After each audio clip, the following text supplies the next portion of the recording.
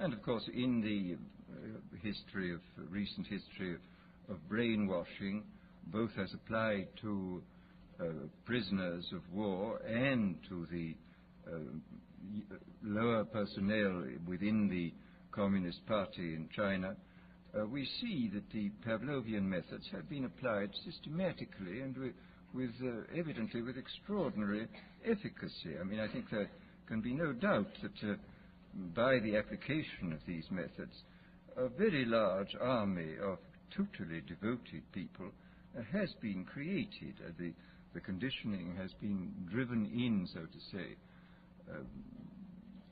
by kind of psychological iontophoresis into the very depth of the people's being, and has got so deep that it's very difficult for it ever to be rooted out.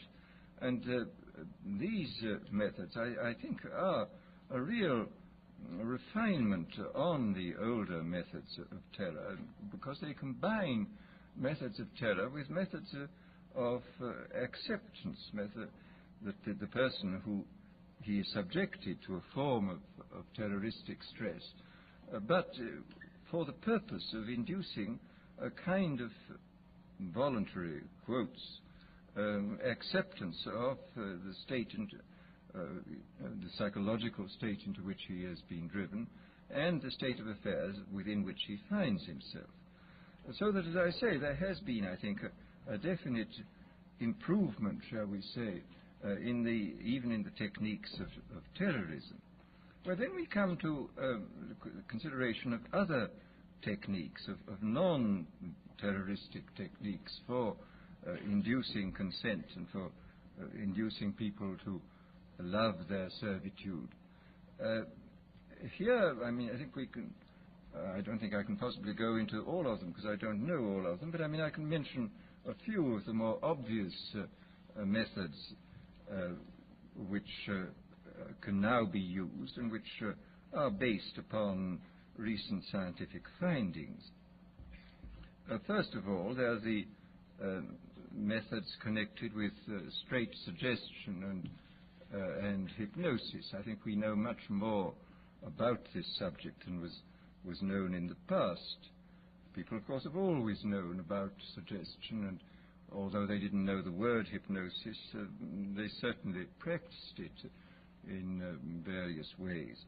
But we have, I think, a much greater knowledge of the subject than in the past, and we can make use of our knowledge in ways which I think the past was probably never able to make use of it. For example, one of the things we now know for certain is that there is, of course, an enormous, I mean, this has been always known, a very great difference between individuals in regard to their suggestibility. But we now, I think, know pretty clearly the sort of statistical structure of a population in regard to its suggestibility. It's very interesting when you look at the findings in different fields. I mean, in the field of hypnosis, in the field of administering placebos, for example, in the field of general suggestion in states of drowsiness or of light sleep, you will find the same sorts of orders of magnitude continually cropping up. You will find, for example, that the experienced hypnotists will tell one that the number of people, the percentage of people who can be hypnotized with the utmost facility, just like that, is about 20%. That about a corresponding number at the other end of the scale are very, very difficult or almost impossible to hypnotize, and that in between there lies a large mass of people who can, with more or less difficulty, be hypnotized, that they can gradually be, if you work hard enough at it, be got into the hypnotic state.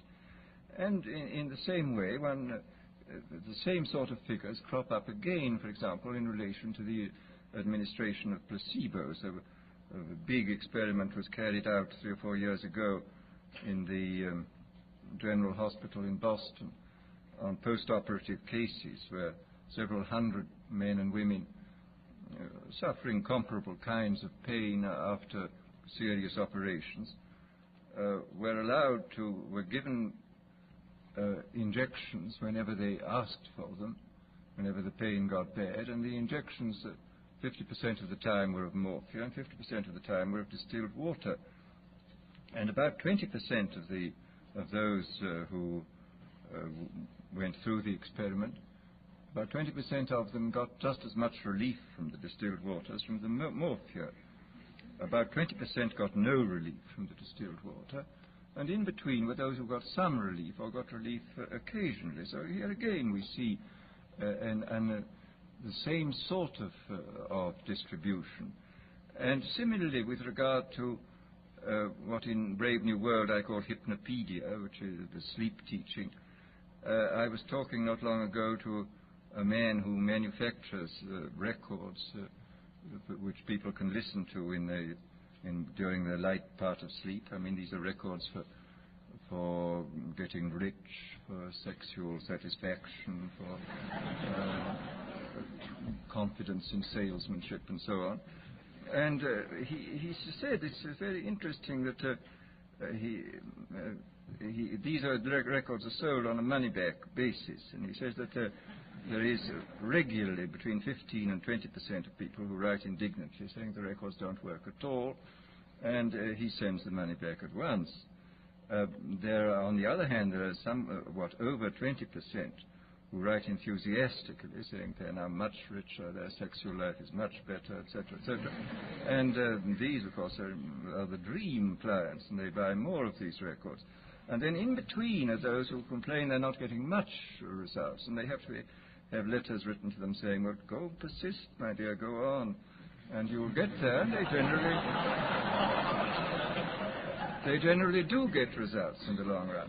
Well, as I say, on the basis of this, I think we see quite clearly that the human populations can be categorized according to their suggestibility fairly clearly. I suspect very strongly that this 20% is the same in all these cases. And I suspect also that it would not be at all difficult to recognize in very early childhood who were those who were extremely suggestible, who were those who were extremely unsuggestible, and who were those who occupied the intermediate space. Quite clearly, if everybody were extremely unsuggestible, organized society would be quite impossible.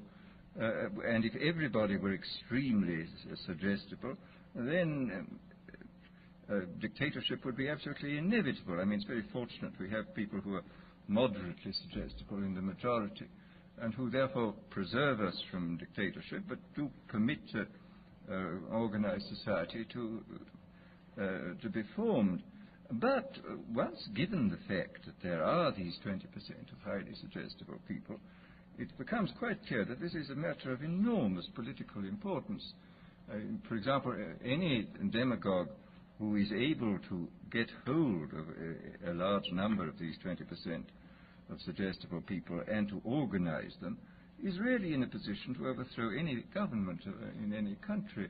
And I mean, I think this, after all, we've had the most incredible example in recent years of what can be done by efficient methods of suggestion and persuasion in the form of Hitler. Anybody who's read, for example, Bullock's Life of Hitler comes forth from this with a sort of horrified admiration for this infernal genius who really understood human weaknesses, I think, almost better than anybody, and who exploited them with all the resources then available. I mean, he knew everything. I mean, for example, he knew intuitively this Pavlovian truth that conditioning installed in a state of stress or fatigue it goes much deeper than conditioning installed at other times. This was why all his big speeches were organized at night. He speaks of this quite frankly, of course, in Mein Kampf. He says this was done solely because people are tired at night and therefore are much less capable of resisting persuasion than they would be during the day. And we see in all his techniques, he was using, he had discovered intuitively and by trial and error a great many of the weaknesses which we now know about in a sort of scientific way, I think much more clearly than he did. But the fact remains that this differential suggestibility, this susceptibility to hypnosis, I do think is something which has to be considered very carefully in relation to any kind of thought about democratic government. I mean, if there are 20% of the people who can really be suggested into believing almost anything, as evidently they can be, then we have to take extremely careful steps to prevent the rise of demagogues who will drive them on into extreme positions and then organize them into very, very dangerous armies, private armies, which may overthrow the government. Well, this, as I say, is in this field of pure persuasion. I think we do know much more than we did in the past, and obviously we now have mechanisms for multiplying the demagogue's voice and image in a quite hallucinatory way. I mean, the television and the radio, Hitler was making enormous use of the radio. He could speak to millions of people simultaneously. I mean, this alone, of course, creates an enormous gulf between the modern and the ancient demagogue. The ancient demagogue could only appeal to as many people as his voice could reach by the yelling at his utmost, but the modern demagogue can touch literally millions at a time, and of course with the multiplication of his image he can produce this kind of hallucinatory effect, which is of enormous hypnotic and suggestive importance. But then there are various other methods which one can think of, which have, thank heaven, as yet not been used, but which obviously could be used. There is, for example, the pharmacological method. This was one of the things I talked about in Brave New World. I invented a hypothetical drug called soma, which of course could not exist as it stood there because it was simultaneously a stimulant, a narcotic, and a hallucinogen, which seems unlikely in one substance.